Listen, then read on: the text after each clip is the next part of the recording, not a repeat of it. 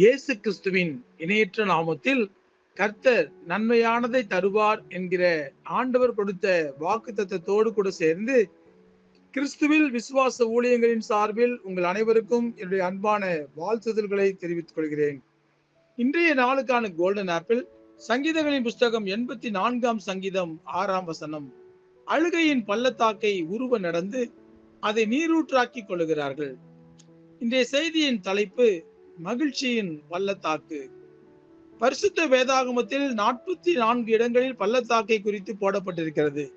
பள்ளத்தாக்கு என்றால் மலைகளுக்கு இடையே அல்லது இருபுறமும் உயர்ந்து நிற்கும் நிலப்பகுதிகளுக்கு நடுவே அமைந்துள்ள ஒரு தாழ்வான நிலப்பகுதி ஆகும். ஆறுகள் பொதுவாக பள்ளத்தாக்குகளின் வழியாக தான் பாய்கின்றன. தென்னிந்தியாவின் சுவிட்சர்லாந்து என்று அழைக்கப்படும் நீலகிரி மலைகளுக்கு நடுவே கேத்தி பள்ளத்தாக்கு என்கிற பிரபலமான ஒரு பள்ளத்தாக்கு அமைந்துள்ளது. இமாச்சல பிரதேசத்தில் உள்ள குழு பள்ளத்தாக்கும் மிக பிரபலமானது. ஏனென்றால் அது இமயமலை தொடர்களுக்கு இடையில் அமைந்துள்ளது. பள்ளத்தாக்குகள் பிரபலமாக இருப்பதற்கு காரணம் அவற்றின் இயற்கை அழகுதான். பசுமையான காடுகளும் பனிமூடிய சிகரங்களும் அங்கு இருக்கும். அதனால்தான் பள்ளத்தாக்குகளை பார்க்க சுற்றுலா பயணிகள் கூட்டம் கூட்டமாக செல்கிறார்கள். நம்முடைய ஆண்டவர் மோசேயை மோவாப் தேசத்தில் உள்ள ஒரு பள்ளத்தாக்கில் தான் அடக்கம் பண்ணினார். அது எந்த இடம் என்பதை இன்று வரை யாராலும் கண்டுபிடிக்க முடியவில்லை.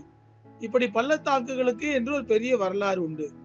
ஆனால் சங்கீதத்திலே வாசிக்கிற அழுகையின் பள்ளத்தாக்கு என்பது எபிரேய மொழியில் பாக்கா என்று அழைக்கப்படுகிறது. பெராக்கா என்றால் ஆசீர்வாதத்தின் பள்ளத்தாக்கு என்று அர்த்தமாகும். ஆனால் இங்கு சங்கீதக்காரர் சொல்லுகிற அழுகையின் பள்ளத்தாக்கு என்பதின் அர்த்தம் என்னவென்றால், நாம் கர்த்தருடைய பாதத்தில் முழங்கால் படியிட்டு கண்ணீர் சிந்தி அழுகின்ற நேரத்தை தான் அழுகையின் பள்ளத்தாக்கு என்று குறிப்பிடுகிறார். அதாவது பள்ளத்தாக்கின் வழியாக நீர் ஓடுவது போல நாம் ஜெபிக்கும் போது நம்முடைய கண்களில் இருந்து புறப்பட்டு வருகிற கண்ணீர் நம்முடைய ஜெபத்தின் ஆழத்தை குறிக்கிறது. அழுகையின் பள்ளத்தாக்கை உருவ நடந்து அதை நீரூற்றாக்கி கொள்ளுகிறார்கள் என்றால் தங்களுடைய கண்ணீரை எல்லாம் ஆண்டவருடைய பாதத்தை சிந்தி தங்களுடைய துயரங்களை எல்லாம் ஆனந்த களிப்பாக மாற்றிக் கொள்கிறார்கள் என்று அர்த்தம். பரிசுத்த வேதாகமத்தில் காயப்பட்டவர்கள், வியாதிப்பட்டவர்கள், சகலத்தையும் இழந்து நின்றவர்கள், அவமானப்பட்டவர்கள் எல்லோருமே அழுகையின் பள்ளத்தாக்கு வழியாக கடந்து போனவர்கள் தான். ஒருவரையும் ஆண்டவர் கைவிடவில்லை. ஆலயத்துக்கு சென்று அழுத அன்னாளுக்கு ஆண்டவர் 6 குழந்தைகளை கொடுத்தார். மரணத்துக்கு ஏதுவான வியாதி வந்து அழுத எசேக்கியாவுக்கு 15 வருஷங்களை ஆண்டவர் கூட்டி கொடுத்தார். எல்லாவற்றையும் இழந்து பலனில்லாமல் போகும் மற்றும் அழுத தாவீதுக்கு சகலத்தையும் ஆண்டவர் திரும்ப கொடுத்தார். இது எல்லாம் பரிசுத்த வேதாகமும் நமக்கு காட்டும் கண்ணீரின் ஜெபத்துக்கு கிடைத்த வெற்றியின் அடையாளங்கள். எனக்கு அன்பானவர்களே, பல சமயங்களில் சிலருடைய வார்த்தைகள் நம்மை காயப்படுத்தும் போது, சரீர பலவீனங்கள் நம்மை பாடாய்படுத்தும் போது, எதிர்பாராத நஷ்டங்களினால் இழப்புகளை சந்திக்கும் போது கண்ணீர் விட்டு நாம் அழுகிறோம்.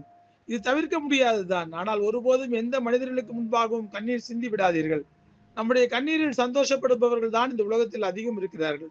அதே சமயம் ஆண்டவருக்கு முன்பாக கண்ணீர் விட்டு அழுது ஜெபியுங்கள். அவர் நம்முடைய அழுகையின் பள்ளத்தாக்கை மகிழ்ச்சியின் பள்ளத்தாக்காக மாற்றுவார்.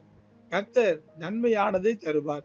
ஆண்டவருடைய கிருபை உங்கள் அனைவரோடும் இப்பொழுதும் எப்பொழுதும் சதா காலமும் இருப்பதாக. ஆமேன், ஆமேன்.